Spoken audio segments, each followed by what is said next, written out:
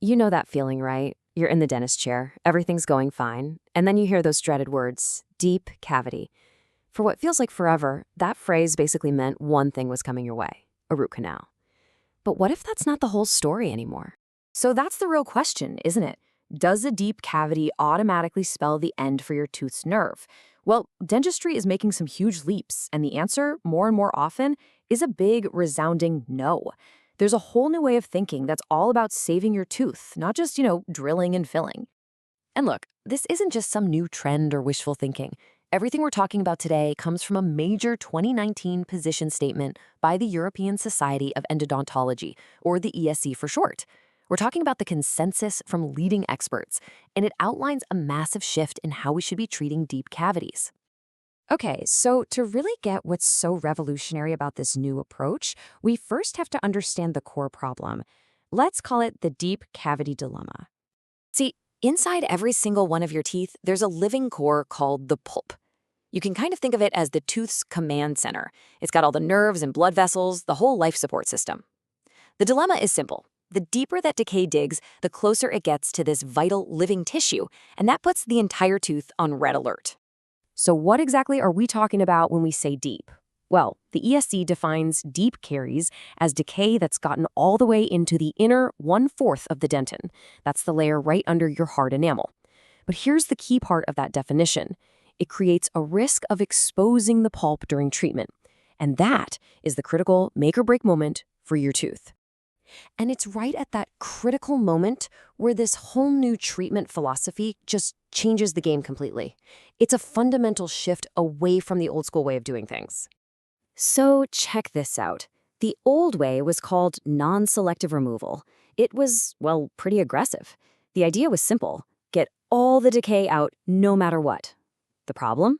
That approach had a really high risk of poking right into the pulp. But the new way, selective removal, is so much smarter. The dentist leaves a tiny, thin layer of affected but still repairable tissue right over the pulp. It acts almost like a natural Band-Aid, protecting that vital core. And this quote right here from the SESE statement, it just perfectly captures the new mission. The focus is totally shifted. It's no longer just about drilling out the bad stuff. It's about preserving the pulp, keeping the tooth alive and well. The goal is to maintain its vitality for the long haul. So how do dentists actually pull this off? Let's take a look inside the modern toolkit and see the techniques they're using to save these living teeth. All these cool new strategies fall under one big umbrella called Vital Pulp Treatment, or VPT. And honestly, the name says it all, right? Every single one of these procedures has one primary mission: keep that pulp healthy and, most importantly, alive. All right, let's play out a really common scenario. Let's say you have a deep cavity, but when the dentist is working, they can see the pulp is still safely covered, it's not exposed. In that situation, they've got two main strategies they can go with. First up, and this is the most common one, is the one-stage selective removal. It's pretty much exactly what it sounds like. In one appointment, the dentist carefully cleans out the decay, very intentionally leaves that protective little layer of dentin over the pulp, and then seals the tooth up with a final filling. Bam! Done in one visit. And you might be wondering, how well does this actually work? Well, the results are pretty amazing. The ESE points to studies showing a 90% success rate over 3 years. That means 9 out of 10 teeth treated this way are still alive and kicking with no issues years later. That is a massive win for doing less. Now, the second strategy is called stepwise excavation. This one's a two-parter, and it's all about giving the tooth time to heal itself. On your first visit, the dentist just removes the really soft, infected stuff and puts in a temporary medicated filling. Then you wait, usually for about 6 to 12 months. This gives the pulp time to form a new protective layer. Then you come back for visit 2. They do a final cleanup and place the permanent filling. Okay, so all of that is great for when the pulp stays covered, but what about the worst case scenario? What happens if, even with the most careful technique, the pulp does get exposed a tiny bit? Is it game over? Time for a root canal? Nope, not necessarily. Even with a small exposure, a root canal isn't the automatic answer anymore. Vital pulp treatment still has tools for this.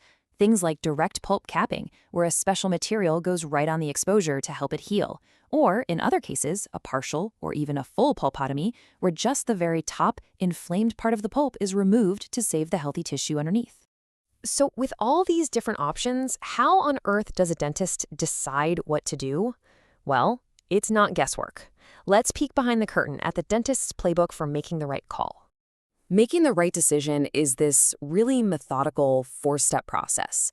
First, it starts with just listening to you. What are your symptoms? Then comes the clinical exam, actually looking at the tooth. Step 3 is super important, pulp testing. They'll often use something cold to see how the nerve reacts. And finally, of course, the X-ray, which gives them a map to see just how deep that decay goes. All of that detective work leads to one critical diagnosis. Is this reversible pulpitis or irreversible pulpitis? Think of it this way. With reversible pulpitis, the pulp is irritated, but it can still heal. The pain is sharp, but it goes away fast. That's a green light for vital pulp treatment. But with irreversible pulpitis, the pain just shows up on its own, it radiates, and it hangs around forever after you eat something cold. That's a sign the pulp is probably too damaged to recover, and a root canal is often the best path forward. But no matter which treatment is chosen, there is one thing that is absolutely non-negotiable for any of this to work: a completely sterile environment. The ESE says these procedures are biologically demanding, which is a fancy way of saying you can't cut corners. You have to use a rubber dam to isolate the tooth, disinfect everything, and use sterile instruments. It's all about giving that pulp the best possible, cleanest chance to heal. Now, for the last piece of this modern puzzle, and honestly, this might be the coolest part, we're talking about the advanced materials that don't just fill a hole, they actually help the tooth heal itself. The magic word here is biocompatible.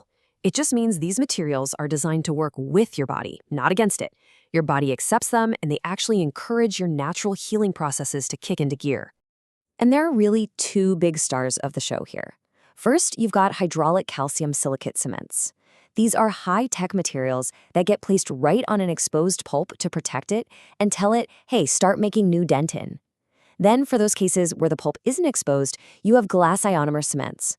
They create an amazing seal over the deep parts to lock out bacteria and protect the pulp. So, when you put it all together, this smarter, more conservative philosophy, these precise diagnostic tools, and these incredible healing materials, you can really see a huge shift. The whole goal of dentistry is moving away from just simple repair and into this exciting new era of active regeneration. We're not just patching things up, we're helping the body heal itself. And it really makes you wonder, what's going to be next?